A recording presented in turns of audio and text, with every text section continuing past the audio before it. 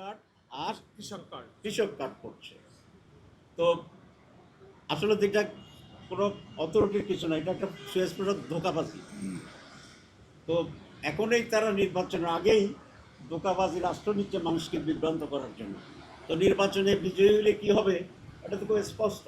আজকে আমরা chief adviser সেটা বলেছি, এটা একটা অবৈধ। চিফ ইলেকশন কমিশনকে আমরা বলে আসছিলাম এটা অবৈধ, এটা থামানোর ব্যবস্থা করতে হবে এবং এটা এলাকা এলাকায় মারামারির সূচনা করবে। তো এবং আচরণবিধি লঙ্ঘন। আমরা যে বিকাশ নম্বর বাড়ি বাড়ি যা করতেছি, ফখরুলটা কি আমাদের সাথে ছিল এটা দেখার জন্য? এগুলো একটা, যেহেতু আমরা ওনাদের ফ্যামিলি কার্ডের কথা বলছি, তোমরা এটা তো বলতে হবে। তো বলো যে এটা বলছে, তবে এটা ভুয়া। আমাদের সাথে অনেকগুলা দল যোগাযোগ করছে আলহামদুলিল্লাহ, কিন্তু সিট দেওয়া তো কোনো উপায় নেই, যেহেতু নমিনেশন শেষ হয়ে গেছে।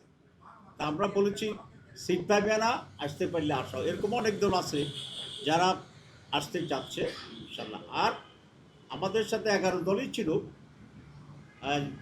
ইসলামী আন্দোলন ছিল। এই ঐক্য গঠনের ক্ষেত্রে ইসলামী আন্দোলনের অনেক ভূমিকা ছিল, আমরা তাদের সেই ভূমিকাকে শ্রদ্ধার সাথে স্মরণ করি। টুকটাক টেকনিক্যাল ইস্যুতে তারা নিজেরা আলাদা নির্বাচন করার জন্য সিদ্ধান্ত নিয়েছেন, আমরা নির্বাচনে তাদের সফলতা কামনা করি।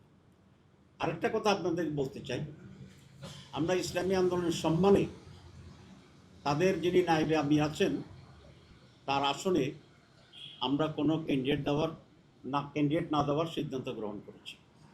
কারণ চরমনায়ের যিনি পিসাব আমির উনি নির্বাচন করবেন না, ওনাদের যে নায়েবে আমির আছে ফয়জুল করিম সাহেব, তো আমরা ফয়জুল করিম সাহেবের সাথে সৌজন্যতার জন্যে আমাদের ক্যান্ডিডেটকে আমরা উইথড্র করব।